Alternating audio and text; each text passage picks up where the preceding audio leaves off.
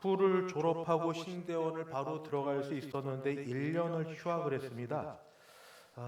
1년 동안 좀 딴짓을 하고 싶어서 다른 건 나쁜 짓 아니고 못 해봤던 일을 하고 싶었습니다.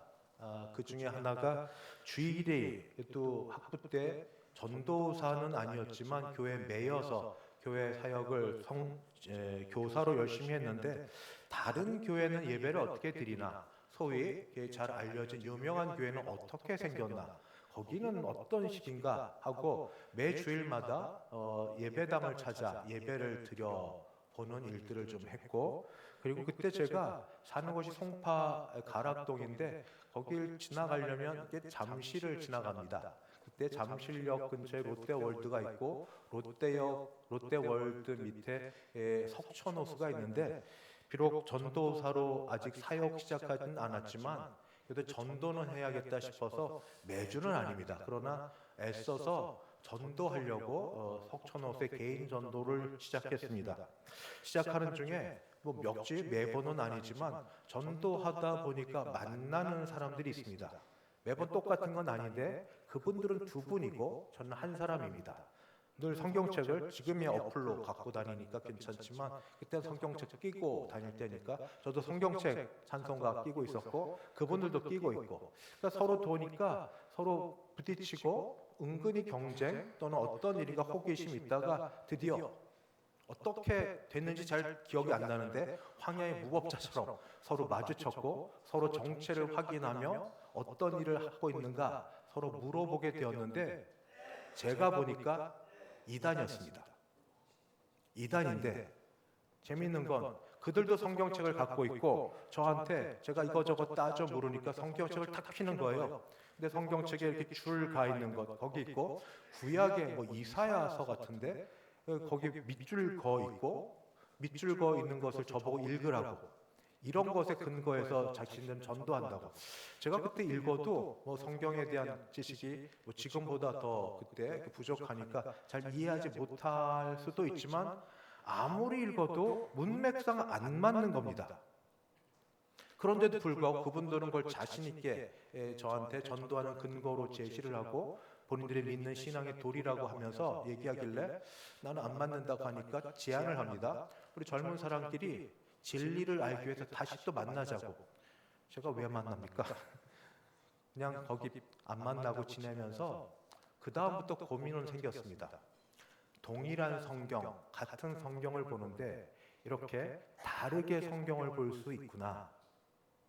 어떻게 하면 누구나 동일하게 한 하나님 말씀을 적어도 어떤 부분에 있어서만큼은 다 같은 마음을 품고 성경을 볼 수 있을까? 그런 마음이 있었고, 그러다 총신 신대원에 입학하고 나서 그 해답을 얻게 되었습니다. 그게 바로 요한복음 5장 39절입니다. 제가 요한복음 3장 5장 39절을 봉독합니다. 너희가 성경에서 영생을 얻는 줄 생각하고 성경을 연구하거니와 이 성경이 곧 내게 대하여 증언하는 것이니라.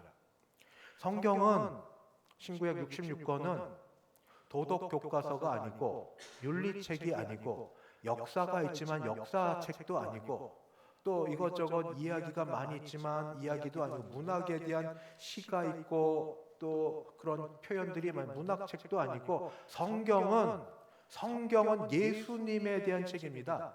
성경은 예수님을 증언하는 책입니다. 이건 예수님이 하신 말씀입니다. 베데스다 목가에서 누가 나를 좀 밀어서 이 병 낫기를 원했던 이 환자를 고쳐준 그날이 안식일입니다. 안식일이라는 이유 하나만으로 일을 제대로 행하지 않았다고 반문하는 유대 지도자들에게 예수님께서 하신 말씀이 너희가 성경을 모르는구나. 성경에서 영생을 얻는 줄 생각하는데 성경이 누구를 가리키는 줄 아느냐? 성경은 곧 내게 대하여 증언하는 것이라. 성경의 핵심은 어느 성경을 펴든지 어느 장을 펴든지 간에 성경은 예수님을 가리켜 보여줘야만 합니다. 구약 오실 예수님, 신약 오신 예수님, 앞으로 또 오실 예수님, 예수 그리스도. 성경은 예수님 중심입니다. 그런데 그러면 이것만 알면 성경을 누구나 다 읽을 수 있는가? 그렇지 않다는 걸 또 보게 되었습니다. 예수님의 제자였습니다. 예수님의 제자였는데 예수님께서 십자가에서 처형당하시고 그리고 돌아가시고 나서 그리고 부활하셨다는 소식이 들었지만 이걸 믿지 않았던 제자 2명이 예루살렘에서 엠마오로 내려가던 중에 예수님이 그들 앞에 나타나십니다. 그리고 그들이 그 슬픈 기색을 띠고 가고 있는 걸 보시고 그들에게 다가가 이야기를 하시다가 예수님이 이렇게 말씀하십니다. 누가복음 24장 44절 45절. 또 이르시되 내가 너희와 함께 있을 때에 너희에게 말한 바 곧 모세의 율법과 선지자의 글과 시편에 나를 가리켜 기록된 모든 것이 이루어지리라 한 말이 이것이라 하시고 이에 그들의 마음을 열어 성경을 깨닫게 하시고 눈을 밝게 하시고 마음을 여시는 것. 이걸 보면 성경을 제대로 이해하려면 신비한 체험이 있어야 되나 보다. 나는 신비한 체험이 없으니 성경을 읽어도 읽혀지지 않는 건 당연해 할 수 있는 분들에게 그건 아니라고 말씀드리고 싶습니다. 예수님은 그들에게 마음을 열어 성경을 깨닫게 하셨는데 어떻게 깨닫게 하셨는가? 여기 성경에 해당되는 것 모세의 율법, 선지자의 글, 시편, 구약입니다. 아직 이때 신약은 온전히 기록되어 전해지지 않았으니까 어떤 성경을 보더라도 그 성경이 일관되게 전해주는데 예수님인데 예수님이 전해줄 방법이 있다는 겁니다. 그 방법을 뭐라고 얘기하냐면 언약이라고 얘기합니다. 언약. 이건 앞으로 중요해서 종종 제가 설교 시간에 말씀을 드리겠습니다. 성경을 떠받치고 있는 중요한 언약, 창세기부터 시작하여 계시록에 이르기까지 창조 때부터 마지막까지 성경을 제대로 이해하려면 이 붙들고 있는 기둥들을 잘 알고 있어야 됩니다. 하나님이 범죄하기 전에 아담과 찾아와 하신 언약, 그리고 범죄한 이후에 그럼에도 불구하고 아담에게 하신 언약, 그 다음에 이 세월이 바뀌고 장소가 바뀌어서 노아가 이 홍수 이후에 다시 무지개를 통하여 하나님과 같이 맺으신 언약, 그 다음에 아브라함을 이방인 땅에서 불러내셔서 아브라함에게 약속하신 언약, 그리고 오늘 읽은 말씀 모세와 맺은 언약, 모세가 시내산에서 맺어서 시내산 언약이라고 합니다. 마지막 언약의 최절정은 예수님께서 맺으신 언약. 이 모든 것들이 하나로 쭉 이어져 연결됩니다. 그건 뭔가 나는 너의 하나님이 되고 너희는 내 백성이 되리라. 그러나 이 모든 것 다 이 핵심 속에 하나님이 각각의 사람들을 통하여 하나님이 약속하신 약정, 계약이 언약, 이것들을 통해서 하나님이 이 예수님을 통해 죄인을 어떻게 구원해 주시는가, 그리고 어떻게 구원하셨는가를 언약을 통해 보여주십니다. 말이 길어지면 좀 어려우니 앞으로 좀 말씀을 드리기로 하고, 하여튼 여러분 앞으로 성경을 보시는 가운데 언약이라는 말 자체 좀 기억해 주시고, 창세기 창조부터 마지막까지 성경은 언약이라는 뼈대를 통하여 이루어져 있으니 여기에 근거해서 예수님을 어떻게 증거하는가, 아담을 통하여 예수님이 어떻게 증거되는가, 노아를 통하여 어떻게 증거되는가, 모세를 통하여 어떻게 증거되는가, 그리고 다윗을 통하여 어떻게 증거되는가, 예수님 자신은 어떻게 이 말씀하시는가를 기억해 두시면 됩니다. 그 중에 모세 언약에 대한 오늘 말씀을 드립니다. 모세 언약은 시내산에서 맺어서 시내산 언약이라고 하는데, 이 십계명 10가지 계명을 놓고 하나님께서 언약의 형태로 우리 모세에게 주셨습니다. 그런데 이때 십계명 10개를 다 할 거냐? 주보를 보니까 다 나왔네. 이거 어떻게 해? 못합니다. 걱정하지 마십시오. 다 할 수 없고, 대신에 가장 중요한 십계명의 서언 부분과 1계명부터 4계명까지가 하나님에 대한 계명인데 그 중에 대표라고 볼 수 있는 1계명, 5계명부터 10계명까지가 사람에 대한 계명인데 그 중에 대표라고 저는 생각하는 마지막 계명만 잠깐 말씀드리고 적용해 보려고 합니다. 그러면서 오늘 말씀의 오늘 제목처럼 십계명을 한번 지키며 살아봤으면 좋겠다고 다는 말씀드리지 않지만 정말 바라고 소원하는 게 이 땅에서 우리가 신약 시대 이후 교회에서 시대에 살고 있지만 십계명을 묵상하고 지키며 살았으면 좋겠다는 마음이 제 마음에 가득합니다. 다 하고 싶지만 아마 제가 부임해서 하나씩 했던 적이 있는데 그렇게 못해도 정신과 마음을 여러분에게 전해드리고 싶습니다. 서원입니다. 서원은 이렇게 시작이 됩니다. 출애굽기 20장 2절. 나는 너를 애굽 땅 종되었던 집에서 인도하여 낸 내 하나님 여호와니라. 서원이 왜 중요하냐면 모든 책의 서문이 중요한 것처럼 전체 내용을 가리켜 보여줍니다. 인도하여 주고 알려줍니다. 여기에 하나님이 누구신지 하나님이 스스로를 보여주십니다. 나는 누구냐? 나는 하나님 여호와인데 나는 하나님 여호와인데 그냥 하나님 여호와가 아니라 너의 하나님 여호와라. 나는 내 하나님 여호와라. 관계를 맺고 있다는 겁니다. 관계를 맺고 있지 않은 사람들에게 관심을 안 갖습니다. 그러나 관계를 맺고 있는 사람에게는 무슨 일이 있어도 관심을 갖고 그리고 잘 되도록 애를 씁니다. 나는 내 하나님 여호와라. 그럼 너는 어떤 사람들이냐?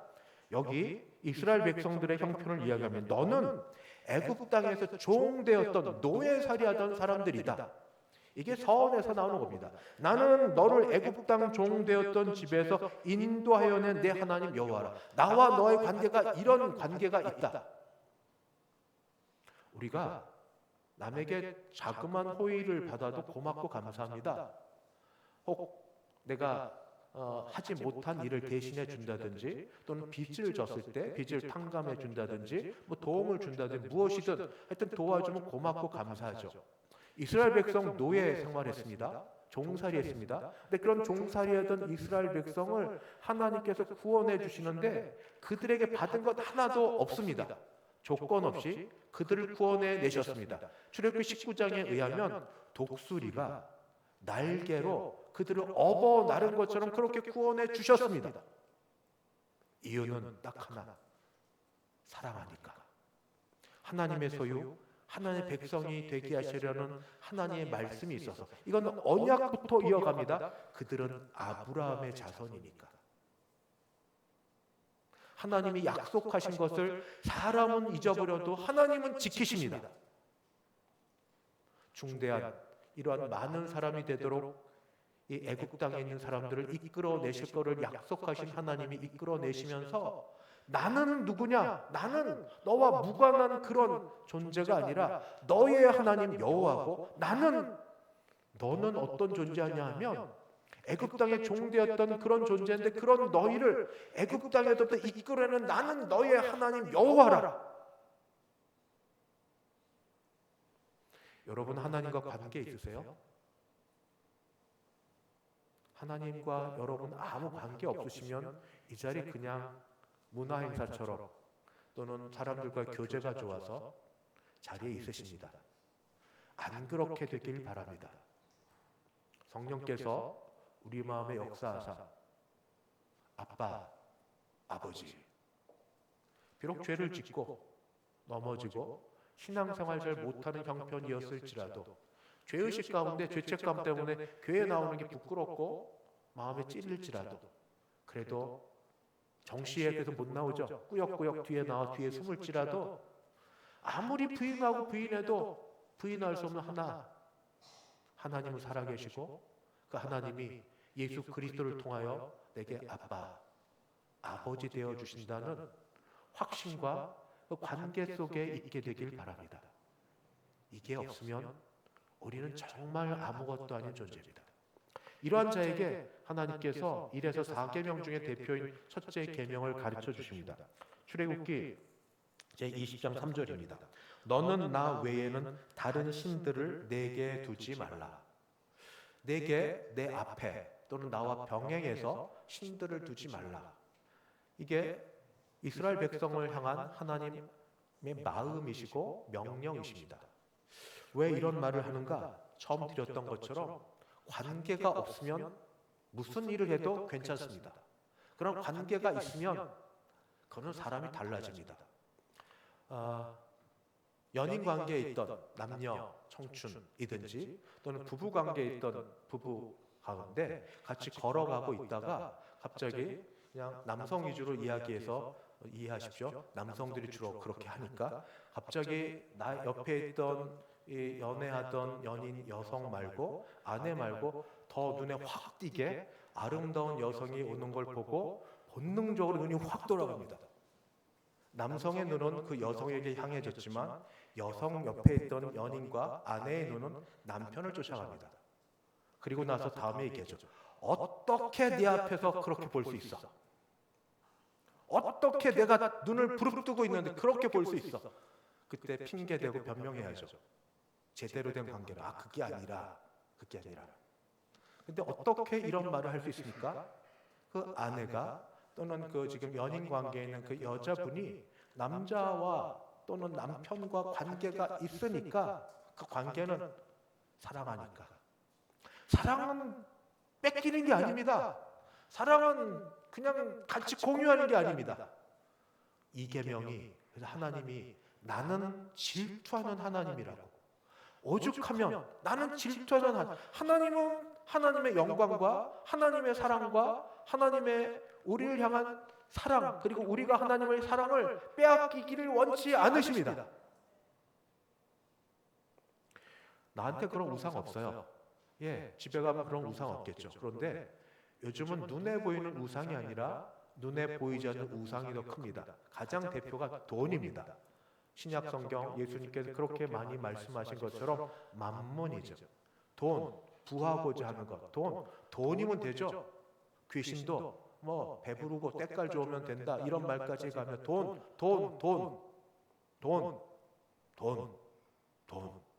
돈으로 찾게 돈을 맞추는 세상.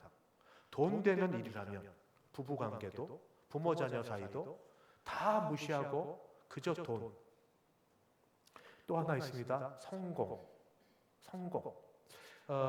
이거는 너무 잘 알려져 있는데 미국의 최고 대학으로 알려진 하버드 대학교가 있고 하버드 대학교 중앙에 캠퍼스에 하버드 대학교 초대 총장 하버드 씨의 동상이 있다고 합니다. 근데 그 동상에 보면 그 발이 있는데 발등이 맨질맨질하대요. 거기에는 속설이 있습니다. 뭐냐면 누구든지 와서 초대 하버드 총장의 발등을 잘 만지기만 하면 자식 3대가 하버드에 들어간댄더라. 이런 믿음이 그들에게 있는 거예요. 하나님을 믿지는 못해도 이거 믿습니다. 이거 믿어서 열심히 와서 이거 만지고 그다음 너도 만져봐. 여기 올 수 있어. 꿈을 가져. 야망을 가져. 될 거야. 성공에 대한 그런 믿음, 소망, 하나님이 아닌 성공. 하버드 출신이면 세계 어디를 가도 대우받겠죠.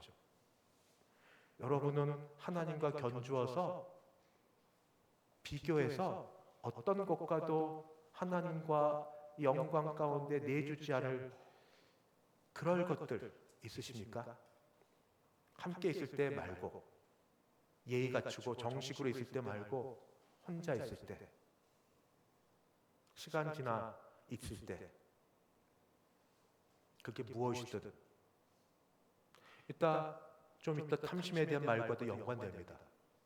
그게 무엇이든 내려놓고 하나님은 하나님만을 위하고 하나님만을 경배하라고 말씀하십니다. 예수님은 이걸 이렇게 표현하십니다. 너희는 먼저 그의 나라와 그의 의를 구하라. 그리하면 이 모든 걸 너에게 더해 주시리라. 하나님은 모든 걸 빼앗으시고 모든 걸 없이 하시는 그런 분이 아니십니다. 사랑하고 사랑하기에 사랑하는 자에게 모든 걸 더해 주시는 분이신데 자기 욕심으로 자기 생각으로 자기 뜻으로 쟁취하고 얻으려는 것은 차단하시고 하나님 안에 들어와 하나님이 주시는 것으로 체험받고자 하는 자에게 생각도 못한 더한 것으로 더해 주시는 줄 믿습니다. 우상 숭배하지 맙시다. 하나님 외에 하나님과 함께 하나님과 병행하여 하나님도 섬기면서 마치 금송아지를 섬긴 것처럼 하나님 섬기면서 다른 것 섬기는 마음 가지고 나와 주 앞에 내려놓기를 바랍니다. 10번째 계명입니다. 출애굽기 제20장 17절. 내 이웃의 집을 탐내지 말라. 내 이웃의 아내나 그의 남종이나 그의 여종이나 그의 소나 그의 낙이나 물은 내 이웃의 소유를 탐내지 말라. 사실 5에서 10계명에 대한 것 있지만 또 어쩌면 1계명과도 관련될 수 있습니다. 1에서 10계명 모두까지 탐심의 문제입니다. 우리 모두 욕망이라는 전차 위에 타 있습니다. 그리고 한없이 무한 궤도를 질주하고 있습니다. 이 욕망을 제어하고 절제할 수 있는가? 이길 수 있는가? 해보셨죠? 안 됩니다. 정말 힘듭니다. 어쩌면 불가능이라고 말씀드릴 수 있습니다. 은혜 받았을 그때는 감사해서 신앙의 고백이 있고 은혜 받을 그때 잠깐은 내가 내 욕망에 대하여 내 욕심에 대하여 내려놓겠다고 결심하고 헌신하고 다짐하지만 집에 돌아가 얼마 지나지 않아 며칠 지나지 않으면 그 다음부터 오는 싸움이 있습니다. 이건 배우지 않아도 애쓰지 않아도 그냥 생기는 겁니다. 현대사회가 되면서 온갖 미디어와 온갖 것들이 우리에게 그런 것들을 자극적으로 보여주고 우리를 충동질합니다. 전에는 은밀하고 전에는 부끄럽고 전에는 그냥 있었던 일들이 지금은 다 보여지고 드러나고 그리고 그렇게 해도 괜찮다고 이야기합니다. 해도 돼, 해도 돼. 죄가 아니야. 괜찮아, 괜찮아. 우리의 욕망이, 우리의 욕심이 은혜 받았던 자에서 그냥 거기에 넘어갑니다. 왜 그렇게 죄 짓는 건 자연스러운지요? 죄 짓고 또 욕망에 따라 나 자신을 정당화하고 합리화하는 건 왜 이렇게 그냥 편하게 가는지요? 죄 짓는 게 너무 편합니다. 욕망 가운데 있는 게 너무 쉽습니다. 오히려 죄 안 짓는 게 어렵습니다. 그게 얼마나 싸워야 될 일이 많은지 절망하고 힘들어하다가 로마서 바울의 고백, 오호라 나는 곤고한 사람이로다. 그러면서 본인이 내가 마음의 법으로는 아니 주 예수님의 법을 따르지만 내 육신으로는 죄의 법을 따르는 그런 모습을 보며 아, 인간은 다 거기서 거기구나. 넘어졌던 우리가 용기를 얻습니다. 소망을 받습니다. 사랑하는 성도 여러분, 제가 얼마 전에 드렸던 것처럼 그때 교회가 도울 일이 있습니다. 혼자서 신앙생활하며 싸우기 어려우시죠? 혼자 안 됩니다. 교회가 할 일은 모였을 때 한마디 하는 겁니다. 여러분 한 번만, 여러분 1분만, 여러분 하나만 멈추십시오. 잠깐만 기다리십시오. 넘어졌으니까 여러분 곧 일어나실 겁니다. 여러분 주의 은혜로 일어날 겁니다. 다른 사람들 다 똑같이 약해 있습니다. 여러분 조금만. 전에 한 걸음 걸으려고 했던 거 다 못 걸어도 반 걸음만 걸어도 됩니다. 전에 온전히 내 얼굴을 주님께 향했던 그곳에 다 못 돌려도 됩니다. 아니 다 넘어져도 됩니다. 마음이라도 죄송하고 은혜를 다시 사모하고 주님의 능력이라면 주님이라면 이 스물스물 솟아오르는 탐심 모든 죄악의 원천되는 탐심을 주님이라면 다스려 줄 것을 믿는 자에게 하나님이 역사하실 줄 믿습니다. 왜냐하면 주께서 이렇게 하셨기 때문입니다. 이게 바로 예수님이 마지막 언약의 그 6월절 만찬을 마치시면서 언약을 맺으신 게 있는데 누가복음 22장 20절에 이런 언약 말씀이 있으십니다. 이에 저녁 먹은 후에 잔도 그와 같이 하여 이르시되 이 잔은 내 피로 세우는 새 언약이니 곧 너희를 위하여 붓는 것이니라. 언약 예수님께서 세우신 언약이 새 언약이고 이전의 모든 언약이 옛 언약입니다. 옛 언약은 결국 이야기합니다. 나는 못해. 나는 불가능해. 그러나 새 언약은 얘기합니다. 그러나 예수님은 가능해. 주께서 말씀하신 이 잔은 내 피로 세우는 새 언약이니 내 피, 죽음, 십자가의 죽음으로 언약을 세우는데 너희를 위하는 것이라. 예수님께서 이 피로 죽음으로 언약을 온전히 이루셔서 예수님을 믿는 자마다 주 안에 있는 자마다 주 안에서 연합한 자마다 승리를 할 수 있고 믿음 안에 서 있을 수 있습니다. 그러는 자는 이제 새로운 마음과 새로운 생각을 갖게 됩니다. 그게 뭔가 사랑입니다. 사랑. 어떤 누구도 하나님을 먼저 사랑한 사람이 없습니다. 늘 하나님 먼저 오셨고 찾아오셨고 말을 건네셨고 그리고 불러주셨습니다. 특히 죄 가운데 있을 때 여러분 죄 많은데 은혜가 큽니다. 죄 많이 졌습니까? 교회 꾸역꾸역 더 나오십시오. 그때가 더 은혜가 많습니다. 하나님이 죄 가운데 있는 우리를 부르시며 먼저 사랑하셔서 우리에게 그의 사랑을 보여주셨고 사랑하게 하셨습니다. 그리고 계명을 지킬 수 있는 방법을 가르쳐 주셨는데 바로 요한복음 14장 15절 너희가 나를 사랑하면 나의 계명을 지키리라. 하나님이 나를 사랑하셨듯 나도 사랑하면 됩니다. 물론 나는 못합니다. 그러나 내게 부어주신 사랑을 묵상하고 바라보고 생각하고 원하고 소원하면 그런 쪽으로 마음을 더 쓰고 신경을 쓰고 원하면 하나님이 그리해 주실 줄 믿습니다. 하나님이 하십니다. 하나님이 도와주십니다. 사랑하면 계명을 지킵니다. 말씀을 마치겠습니다.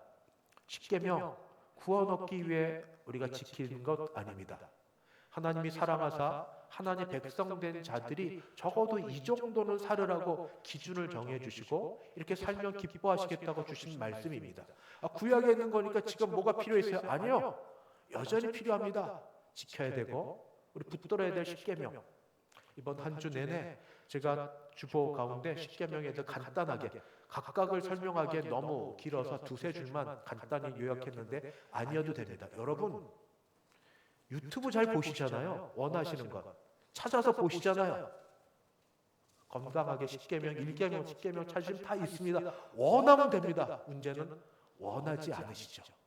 그러나 그런 마음을 주께서 돌려주사 사랑의 마음을 더 부어주셔서 우리가 하나님을 더 사랑하게 하시고 하나님 사랑함으로 계명을 더 귀하게 여기게 하시고 계명을 귀하게 여기는 자마다 지키는 데까지 이룰 수 있게 해주시기를 주님의 이름으로 축복합니다. 기도하겠습니다.